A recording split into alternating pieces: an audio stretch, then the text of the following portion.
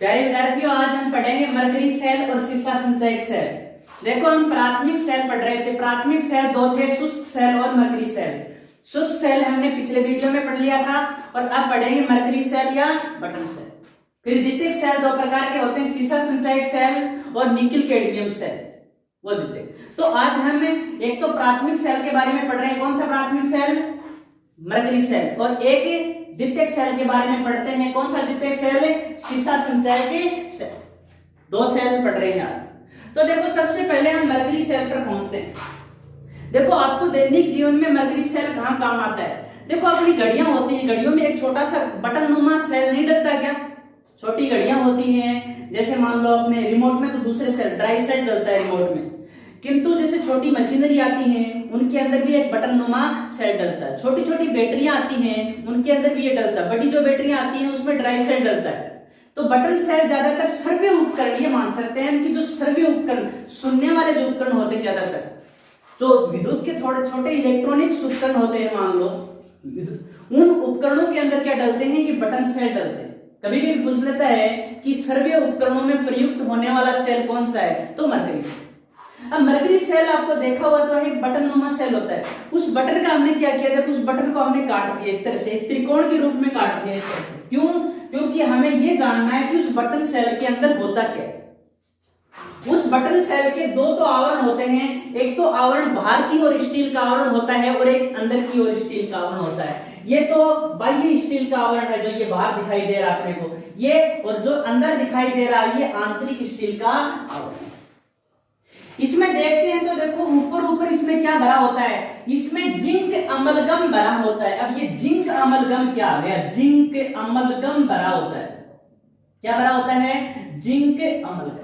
अब ये zinc amalgam क्या होता है कि किसी भी धातु को पारे के साथ जब मिक्स कर दिया जाता है, किसी धातु को क्या कर देते हैं? पारे के साथ जब मिक्स कर देते हैं उसको हम अमलगम बोलते हैं। जैसे जिंक प्लस Hg तो zinc amalgam, Na plus Hg तो सोडियम अमलगम।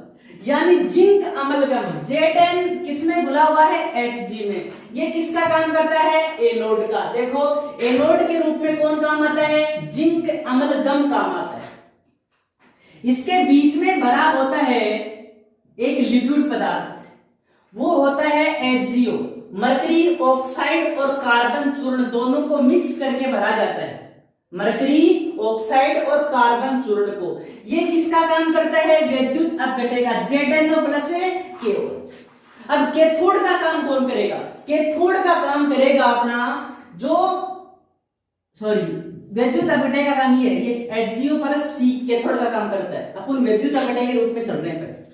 विद्युत अपघटक का काम कौन है? ZnO और KOH दोनों का जो पेस्ट भरा होता है, लिक्विड पेस्ट की बात चल रही थी, जो ये लिक्विड पेस्ट भरा होता है, ये लिक्विड पेस्ट क्या है? ये लिक्विड पेस्ट है ZnO और KOH, जिंक ऑक्साइड और पोटेशियम हाइड्रोक्साइड। देखो, ये आपको बता दिया था विद्युत अपघटक। विद्युत अपघटक नहीं है, गलती से बताया गया। अब देखो कि विद्युत अपघटक या लिक्विड भरा होता है, इसमें ZnO और KOH होते हैं। क्या होते हैं? ZnO और KOH किसका काम करते हैं? विद्युत अपघटक का करते हैं। जिंक ऑक्साइड और पोटेशियम हाइड्रोक्साइड दोनों का जो पेस्ट भरते हैं वो किसका काम करता है? विद्युत अपघटक का। पेस्ट नहीं मान सकते हैं, लिक्विड ही रूप में है, मान लो पेस्ट ये है नीचे वाला।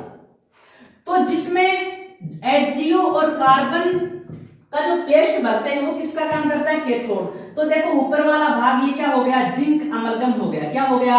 Zinc amalgam. किसका काम करेगा? एनोड का काम करेगा। नीचे वाला भाग देखो, ये नीचे वाला भाग है, इस तरह से कर देता हूं इसको। ये नीचे वाला भाग है, इसमें HgO प्लस C भरा होता है, ये कैथोड का काम करता है। किसका काम करता है? कैथोड का। यानी HgO को कार्बन चूर्ण के साथ मिक्स किया जाता है और किसका काम कर रहा है? कैथोड। विद्युत अपघटक का काम कौन करता है? इन दोनों के बीच में, ये देखो, इसको इस तरह से कर देता हूं, इसके बीच में जो ये भरा होता है, ये पदार्थ कौन सा पदार्थ है? ये जिंक ऑक्साइड और पोटेशियम हाइड्रोक्साइड का जो मिश्रण भरा होता है, इसको किसके रूप में लेते हैं? विद्युत अपघटक के रूप में लिया जाता है। किसके रूप में लिया जाता है? विद्युत अपघटक। तो ये अपना हुआ कि कैथोड क्या है, एनोड क्या है, विद्युत अपघटक क्या है, किसमें? Mercury cell. अब हम रासायनिक अभिक्रिया पढ़ते हैं। रासायनिक अभिक्रियाओं में चलते हैं, सबसे पहले हम एनोड पे चलते हैं। एनोड किसका है? Zn का। एनोड पर हमेशा क्या होता है? ऑक्सीकरण। इस स्थिति में क्या करता है कि जो Zn होता है, ये जो Zn है ये क्या करेगा? Zn इलेक्ट्रॉन त्याग करके Zn+2 बढ़ाएगा। यही होता है जनरली कि Zn किस में बदलेगा? Zn+2 में। किंतु यहाँ पोटेशियम हाइड्रोक्साइड क्या है? Potassium hydroxide. तो ये जो हाइड्रोक्साइड आयन है ये इसका ऑक्सीकरण करते हैं, सीधा ऑक्सीकरण नहीं होता है। देखो हाइड्रोक्साइड आयन नहीं होते तब ऑक्सीकरण नहीं हो।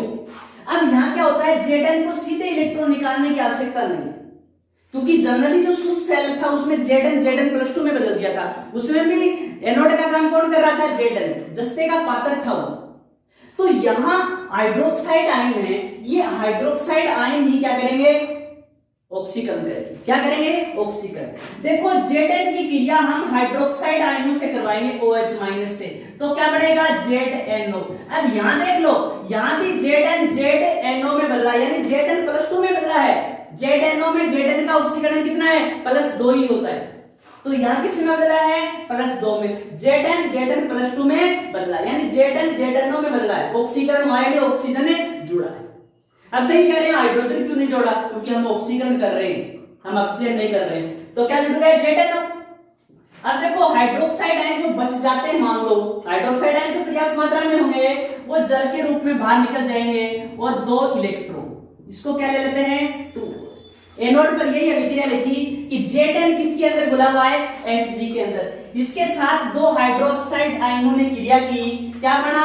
ZnO और जल बना और 2 इलेक्ट्रॉन बाहर निकल गए। देखो एनोड पर इलेक्ट्रॉन निकलते हैं और कैथोड पर क्या होते हैं? गायब। अब हम कैथोड पर चलते हैं। कैथोड किसका बना हुआ है? कैथोड HgO के अंदर कार्बन का पेस्ट भरा होता है। वहां भी देखो क्या था? वहां MnO2 के अंदर किसका पेस्ट भरा हुआ था? कार्बन का। शुष्क सेल में भी ये था, जो ड्राई सेल था अपना शुष्क सेल, उसमें भी क्या था? वहां हमने MnO2 को ही लिया था, कार्बन को नहीं लिया। तो यहां भी हम कार्बन को नहीं लेंगे। क्यों नहीं लेंगे? क्योंकि कार्बन तो उस पेस्ट को बनाने के लिए कि जो HgO है उसके अंदर कार्बन डाल करके जो पेस्ट तैयार किया जाता है, तो यह कार्बन का रोल नहीं, यहाँ HgO का काम किया। ये सी तो क्या करता है? थोड़ी सी नमी बनाए रखता है उसके अंदर, सूखने नहीं देता किसी। तो यहाँ कैथोड में कौन है? HgO। ये HgO ले लिया। अब HgO क्या करेगा? HgO जो चीज एनोड पर निकली है, जैसे ये HgO है और एनोड पे क्या क्या निकला? H2O और 2 इलेक्ट्रॉन निकलेंगे, इनको ग्रहण कर लेगा, इनके साथ क्रिया करेगा और किस में बदल जाएगा? वापिस Hg में बदल जाएगा और बाहर क्या निकल जाएगा? Zn। ये ZnO यहां तैयार हो गए। यानी एनोड पर क्या होगा? एनोड पर जो अपना Zn है वो हाइड्रोक्साइड आयनों से क्रिया करेगा, उसका ऑक्सीकरण होगा, यानी ZnO बनेगा और जल और 2 इलेक्ट्रॉन बाहर निकल जाएंगे। अब क्या करेगा? HgO है कैथोड के ऊपर। कैथोड के ऊपर क्या है? HgO है। ये इन जल को और 2 इलेक्ट्रॉन से क्रिया करके Hg को लिक्विड अवस्था में तैयार कर लेता है। Hg लिक्विड में होता है और ZnO बना लेता है। ZnO होता है ये ठोस अवस्था में होता है। ठीक है, देखो HgO + H2O 2 इलेक्ट्रॉन Hg। अब इस अभिक्रिया को जोड़े तो क्या करेंगे? देखो जोड़ेंगे, 2 इलेक्ट्रॉन से 2 इलेक्ट्रॉन कैंसिल हो जाएंगे। क्या हो जाएंगे? 2 इलेक्ट्रॉन से 2 इलेक्ट्रॉन कैंसिल, 2OH- से 2OH-, बाकी H2O से H2। जो बच क्या गया? Zn + HgO, Zn + HgO, ZnO और Hg + ZnO। ये है कुल अभिक्रिया, नेट रिएक्शन। और ये क्या है? एनोड की अभिक्रिया और ये क्या है? कैथोड। ये क्या है? नेट रिएक्शन और ये एनोड की और ये, ठीक है। देखो Zn का क्या हुआ? ऑक्सीकरण। ZnO में बदला किसके द्वारा? हाइड्रोक्साइड आयनों के द्वारा। जल और 2 इलेक्ट्रॉन बाहर निकल गए, इनके साथ HgO ने किया कि Hg और ZnO बन गया। दोनों को जोड़ा तो क्या बना? Zn + HgO, Hg + Z। ठीक है, तो ये अपनी किसकी अभिक्रिया हुई? मरकरी सेल की। इसका जो विद्युत वाहक बल होता है वो 1.35 वोल्ट होता है। कितना होता है? इसका विद्युत वाहक बल होता है 1.35 वोल्ट। कितना होता है? 1.35 वोल्ट होता है। किसका? मरकरी सेल का विद्युत वाहक बल। किसका? Mercury cell. कभी कभी पूछ लेता है कि इस सेल का विभव स्थिर रहता है। क्या रहता है? ये विभव स्थिर रहता है। तो हम क्या कहेंगे कि इस रासायनिक अभिक्रिया में ऐसा कोई पदार्थ नहीं बन रहा है जिसकी सांद्रता परिवर्तित हो रही है। बताओ Zn था, Zn पहले से है, ZnHg है। HgO पहले से है, पहले से मौजूद है। Hg लिक्विड में पहले से है, लिक्विड था तभी इसी के अंदर मिला है, और ZnO पहले था। यानी किसी भी पदार्थ की सांद्रता परिवर्तित नहीं हो रही है, तो पूरी जो रासायनिक अभिक्रिया होती है उसके दौरान, यानी पूरी अवधि में जब तक इस सेल को काम लेते हैं तब तक इसके विभव में कोई गिरावट नहीं आती, 1.35 ही रहता है, लास्ट में जाकर ये खराब ही होता है। ठीक है, अब दूसरा सेल हम पढ़ते हैं सीसा संचयक सेल। सीसा संचयक सेल होता है द्वितीयक सेल। ये बात मैं पहले भी बता चुका हूं आपको, द्वितीयक क्या होता है, प्राथमिक क्या होता है। कि द्वितीयक सेल वो होता है जिसको हम एक बार डिस होने पर दोबारा चार्ज कर सकते हैं, वो तो द्वितीयक सेल होता है। और जो एक बार डिस होने के बाद पुनः चार्ज नहीं कर सकते, वो कौन होता है, वो शुष्क सेल होता है, यानी प्राथमिक सेल। शुष्क सेल नहीं में आते, वो उदाहरण है क्या है, प्राथमिक सेल। जो एक बार डिस होने के बाद वापस चार्ज नहीं होंगे, वो तो कौन से होंगे, प्राथमिक। और जो डिस होने के बाद चार्ज किए जा सकते हैं वो कौन से होंगे, द्वितीयक। ठीक है, अब देखो हम सीसा संचयक सेल पे चलते हैं। अब सीसा संचयक सेल पे चलते हैं तो सीसा संचयक को देखो, डिस की टाइम पे अभिक्रिया अलग होगी और चार्जिंग की टाइम पे अभिक्रिया। अब इसमें भी देख लेते हैं कि कैथोड का काम कौन करेगा और एनोड का काम है, क्या देखेंगे कि कैथोड का काम कौन करेगा और एनोड का काम है कौन करेगा। अब देखो इसमें ग्रिड नुमा शीशे की पट्टियां लगी होती है, ये जो दिखाई दे रही हैं ये शीशे की पट्टियां है, ग्रिड नुमा शीशे की पट्टियां। क्या ये है ग्रिड नुमा शीशे की पट्टियां। क्या है, ग्रिड नुमा शीशे की पट्टियां। ग्रिड का अर्थ होता है जाली नुमा, जाल। अब इसमें क्या होता है, इसमें लिक्विड दो पदार्थों को भरते हैं, लिक्विड तो छोटा मान लो पेस्ट ही भरते कि इसमें दो पदार्थों को भरते हैं, एक तो पीपी को भरते हैं और एक पीपीओ2 को। जिन प्लेटों में पीपी भरा होता है, क्या भरा होता है, जिन प्लेटों में पीपी भरा होता है वो एनोड का काम करती है। किसका काम करती है, एनोड का। और जिन प्लेटों के अंदर या जिन पट्टियों के अंदर हम पीपीओ2 भरते हैं वो किसका काम करती हैं, वो कैथोड का काम करती है। कि जिन पट्टियों में हम क्या भरते हैं, पीपी भरते हैं, वो एनोड का काम करती हैं। और जिन पट्टियों में हम क्या भरते हैं, जिन पट्टियों में हम पीपीओ2 भरते हैं वो किसका काम करती हैं, वो काम करती हैं कैथोड। अब विद्युत अपघटक के रूप में तनु H2SO4 को लिया जाता है। अब ये तनु H2SO4 क्या होता है, जो H2SO4 होता है उसके अंदर पानी मिला करके इस सेल के अंदर भर देते हैं। अब एक बात ध्यान और रखना, इसमें जो बाहरी जो आवरण होता है, ये बाहर का आवरण ये शीशे का होता है। कई बच्चे देखते हैं जो घरों में बैटरी आती है उसमें तो प्लास्टिक होता है, अरे प्लास्टिक के अंदर भी शीशा हुआ होगा। प्लास्टिक तो ये शीशा डैमेज नहीं हो इसी कारण बाहर प्लास्टिक लेते हैं। इसमें शीशे का पात्र होता है, किसका पात्र होता है, शीशे का पात्र। जो ये शीशे का पात्र होता है इसमें डाइल्यूट H2SO4 भरा होता है, जो किसका काम करता है, विद्युत अपघटक का काम करता है। किसका काम करता है, विद्युत अपघटक। ग्रिड नुमा जो पट्टियां होती हैं लगी होती हैं और वो एकांतर क्रम में जुड़ी होती हैं। जिन पट्टियों के अंदर पीपी भरा होता है वो एनोड का काम करेंगी, और जिन पट्टियों के अंदर पीपीओ2 भरा होगा वो किसका काम करेंगी, वो कैथोड का काम करेंगी। जिन पट्टियों में पीपी भरा होता है वो एनोड का काम करेंगी, और जिन पट्टियों में कैथोड है, जिन पट्टियों में पीपीओ2 है वो कैथोड का काम। तो कैथोड क्या हो गया, एनोड क्या हो गया, पता चल गया। विद्युत अपघटक क्या हो गया, डाइल्यूट H2SO4। डायग्राम आपकी आंखों के अब देखो हम रासायनिक अभिक्रिया पढ़ते हैं। देखो दो रासायनिक अभिक्रिया हैं, एक तो चार्जिंग की टाइम पे और एक डिस्चार्जिंग की टाइम पे। निरावेशन होता है डिस्चार्ज और आवेशन होता है चार्जिंग की टाइम। अब हम देखते हैं कि पहले सेल को डिस करते हैं, क्योंकि काम लेंगे तो सेल क्या होगा, डिस होगा। तो डिस होगा तो देखो, अब देखो जब सेल डिस है तो उस टाइम पे क्या है, क्योंकि डिस किस सेल को किया जाता है, सेल डिस सेल है उससे धारा ले सकते हैं क्या, नहीं। कि सेल से धारा लेने के बाद ही वो डिस होगा, सीधा डिस नहीं होगा। तो इसके लिए हम क्या करेंगे कि जब सेल चार्ज था, क्योंकि पहले चार्ज था, सेल चार्ज था, उसको हम धारा लेकर के डिस कर रहे हैं। जब सेल चार्ज होता है तो एनोड पर क्या होता है, पीबी होता है, और कैथोड पर क्या होता है, पीबीओ2 होता है। ये किस पर होता है, एनोड पर, और ये किस पर होता है, अब पीपी है, सिस्टम वही रहेगा कि यहां पर विद्युत अपघटन, देखो विद्युत अपघटन यहां शीशा संचयक सेल में क्या काम करता है, देखो यहां पर धनायन ऋणायन विद्युत अपघटन की क्रिया करते हैं। क्या करते हैं? विद्युत अपघटन की क्रिया, कि धनायन कहां जाएंगे, ऋणायन कहां जाएंगे। अब हम ये देखेंगे कि जो H2SO4 है वो H प्लस और SO4 2 माइनस में टूटता है, 2H प्लस और SO4 2 माइनस में टूटता है। अब धनायन ये हो गया, ऋणायन ये हो गया, एनोड होता है नेगेटिव और ये होता है पॉजिटिव, ये चीज होती है। सेल जब डिस होता है तो उल्टा सिस्टम होता है कि नेगेटिव नेगेटिव के ऊपर और पॉजिटिव पॉजिटिव के ऊपर जाता है।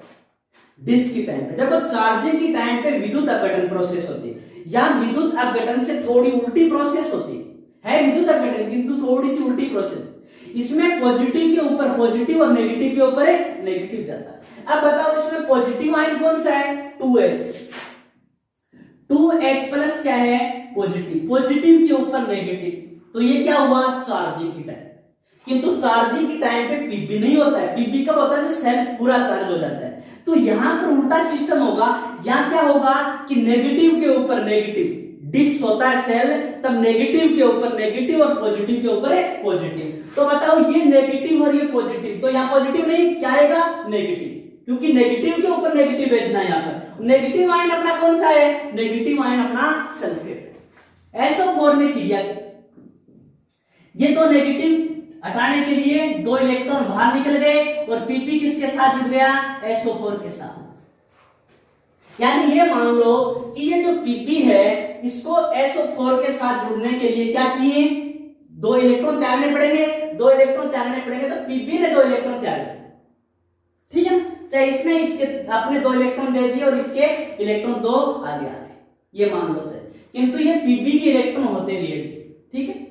अब क्या होता है, जो ये PbO2 है, अब PbO2 में क्या होता है, देखो ये प्लेटें आपस में टच होती है, क्या होती है? टच होती है। सल्फेट आयन बड़ा होता है, देखो H आयन छोटा और सल्फेट आयन बड़ा, देखो आकार से दिख रहा है। सल्फेट आयन दोनों प्लेटों को प्रभावित करता है, जबकि जो हाइड्रोजन धनायन होता है वो सिर्फ एक ही प्लेट को प्रभावित करता है। तो यहां पर क्या होगा कि यहां सल्फेट आयन यहां पर आ गया SO4। अब आप कहोगे कि हमें तो ये कहा था कि नेगेटिव पे नेगेटिव और पॉजिटिव पे पॉजिटिव जाता है, तो यहां पॉजिटिव पे नेगेटिव कैसे आ गया? ये आयन हमने नहीं लिया, ये पहले से प्लेटों पर मौजूद है, अब आ गया, इसको भी हटाना पड़ेगा। अब अपना प्रोसीजर कौन सा है कि नेगेटिव के ऊपर नेगेटिव और पॉजिटिव के ऊपर पॉजिटिव भेजना। अब पॉजिटिव आयन को यहां भेजेंगे, तो हमने भेज दिया, अपने पास क्या है? 2H प्लस को भेज दिया। किसको भेज दिया? 2H plus. इस 2H प्लस को तो ये खा जाएगा H2SO4 और क्या बना लेगा? H2SO4। तो पीपी का बेचारे का कुछ भी नहीं हो पाएगा, यानी क्योंकि सल्फेट आयन इसको उदासीन कर देंगे, और इसको जब उदासीन कर दिया तो काम कैसे चलेगा? इसके लिए हम 2 H आयन तो इसके लिए और 2 H आयन अलग से जो अभिक्रिया करवाने के लिए लेते हैं, यानी H आयन कितने लेंगे? यहाँ 4H प्लस। 2 H प्लस आयनों को तो कौन उदासीन कर देगा? 2 पॉजिटिव को तो 2 सल्फेट नेगेटिव उदासीन कर देंगे और 2 इलेक्ट्रॉन और ग्रहण कर लेगा, तो कितने बच गए? 2 इलेक्ट्रॉन 2 H को उदासीन करेंगे और 2 सल्फेट 2 H को उदासीन करेंगे, यानी चारों H उदासीन हो जाएंगे। अब PbO की क्रिया, PP किस में बदल जाएगा? PbO2 PbSO4 में बदल गया। अब यहां क्या है? PbSO4 बन गया 2H और 4H, यानी 2O और 4H, यानी 2H2O बाहर निकल जाएगा। यहां क्या बच गए? 4 तो H बच गए और 2 O बच गए, यानी 2H2O को बाहर निकाल दिया। यहां इलेक्ट्रॉन बाहर निकल रहे हैं और यहां ग्रहण हो रहे हैं। कैथोड पर इलेक्ट्रॉन ग्रहण होते हैं और एनोड पर बाहर। इस अभिक्रिया को हम जोड़ देते हैं। जब इस अभिक्रिया को जोड़ेंगे तो देखो Pb प्लस PbO2 क्या हो गया? Pb प्लस PbO2, 2SO4 और 4H प्लस क्या हुए? 2H2SO4 लिख सकते हैं। इसको क्या लिख सकता हूं? 2H2SO4, यानी 2H प्लस एक SO4 के साथ और 4H 2SO4 के साथ, यानी एक H2SO4 में 2H और एक SO4 होता है, और इसमें कितने? 2SO4 और 4H हैं, तो 2H2SO4 बन गया। नेट रिएक्शन हो गई है। आगे क्या बन गया? 2PbSO4 2H2, ये किसकी टाइम पे हो गई? जब सेल क्या होता है? डिस होता है। उस टाइम पे क्या होता है कि पॉजिटिव पे पॉजिटिव और नेगेटिव पे क्या जाता है? नेगेटिव पहुंचता है। पॉजिटिव पे कौन पहुंचा? पॉजिटिव, और नेगेटिव के ऊपर कौन पहुंचा? नेगेटिव पहुंचा। ठीक है। अब देखो ये डिस की टाइम पे पॉजिटिव कौन है?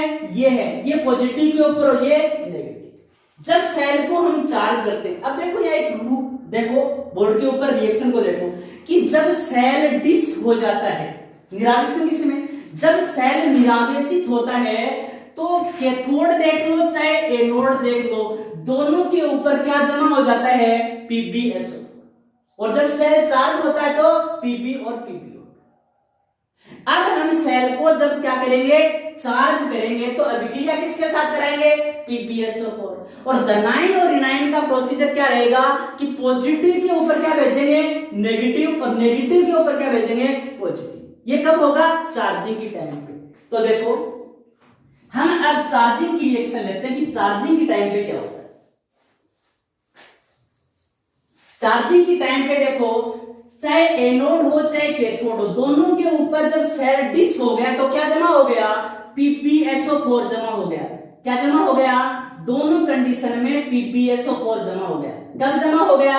जब सेल डिस है उस टाइम पे कैथोड तथा एनोड दोनों के ऊपर क्या जमा है? पीबीएसओ4 जमा।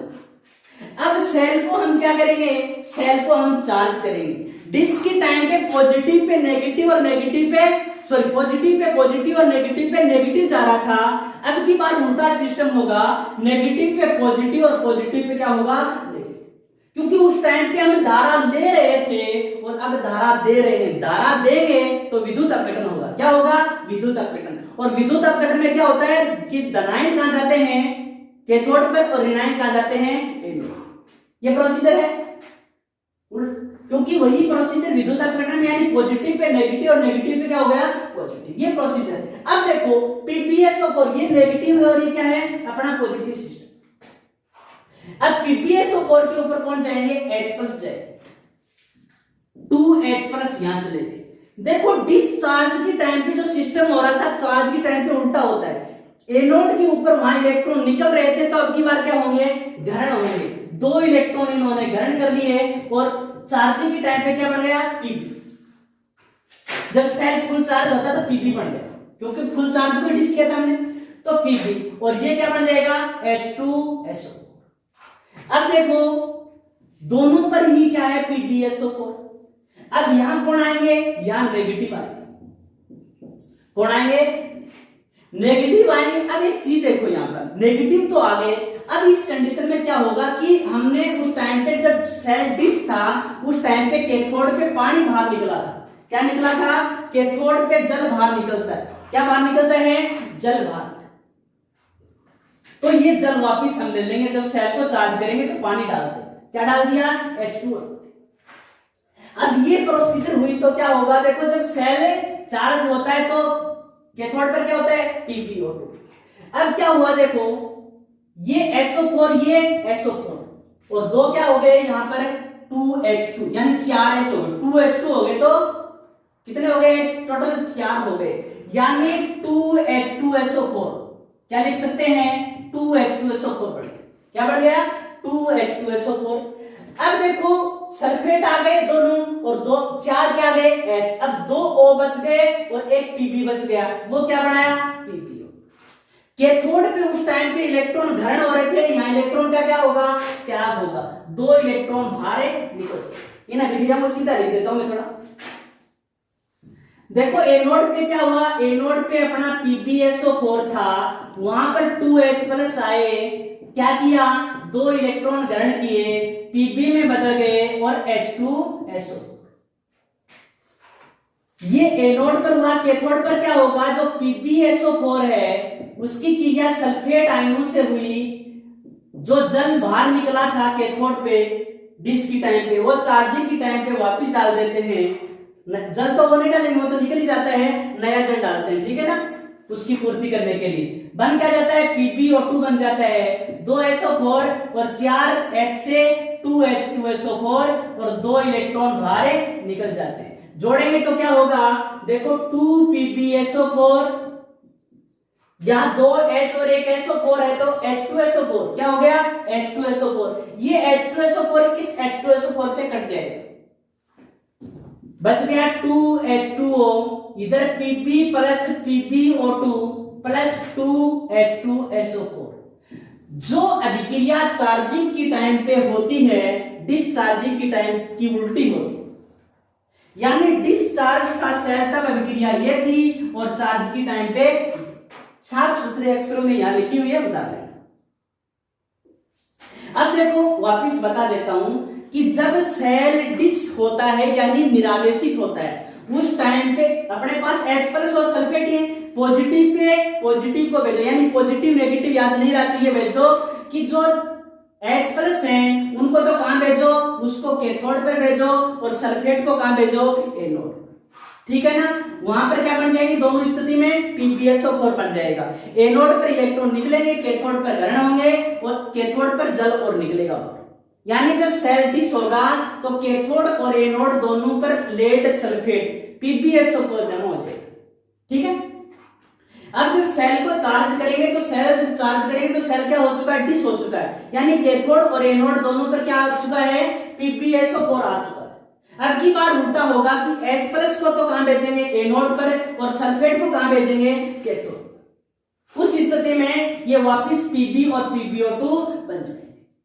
इस अभिक्रिया को काट करके जोड़ेंगे तो ये चीज आएगी 2PbSO4 2H2O Pb plus PbO2 plus 2H+। इस सेल का जो विद्युत वाहक बल होता है वो 2.2 वोल्ट होता है, किंतु ये जो सामने सेल दिख रहा है इसका 6 वोल्ट है। 2 वोल्ट एक बैटरी का होता है, 2 प्लेटों का 2 वोल्ट होता है, 4 प्लेटों का कितना हो गया, 4 हो गया, 6 का 6, 2 प्लेटों के आधार पर लिया जाता है। इस तरह से जब वोल्टेज 12 वोल्ट की जो बैटरी होती है उसमें 6 बैटरियों को जोड़ा जाता है, छोटी छोटी। एक बैटरी का 2.2 वोल्ट होता है, छोटी बैटरी। जो घरों में बड़ी बैटरी काम में लेते हैं ये 12 वोल्ट की लेते हैं। ये क्या होती है, ये कई प्लेटों को समांतर क्रम में इस तरह से जुड़ी होती है। वैसे तो एकांतर जोड़ते हैं किंतु वैसे होती है, पैरेलल क्रम में जुड़ी होती है। तो ये अपना हुआ मरकरी सेल और सीसा संचयक सेल। एग्जाम में क्या पूछता है, डायग्राम पूछता है, कैथोड पर होने वाले अभिक्रिया और एनोड पर होने वाले अभिक्रिया। सीसा संचयक में थोड़ी सी है आवेशन और निरावेशन के समय, कि निरावेशन के समय क्या होता है, आवेशन के समय क्या होता है। फिर भी कोई प्रॉब्लम आ गई तो पाठ के लास्ट में एक समस्या समाधान का वीडियो बनाएंगे। तो आपके जो भी कोई समस्या आ रही है वो या तो कमेंट बॉक्स में कमेंट कर सकते हो, या आप अपना जो व्हाट्सएप ग्रुप बना रखा है उस पर मैसेज कर सकते हो, क्योंकि पाठ लगभग पूरा होने के कगार पर है। 2-4 वीडियो और बनेंगे, फिर अपना लेसन लगभग पूरा हो जाएगा, और अपना लेसन पूरा हो जाएगा उसके बाद में हम आपका समस्या समाधान करेंगे। इसके लिए आपको जो समस्या आ रही है वो समस्या आप या तो कमेंट बॉक्स में कमेंट लिख करके दर्ज कर सकते हो, या आप व्हाट्सएप ग्रुप पर मैसेज भेज सकते हो। आज के लिए इतना काफी है, मिलते हैं अगले वीडियो में। आप वीडियो को ज्यादा से ज्यादा लाइक करें, शेयर करें और चैनल को सब्सक्राइब करें।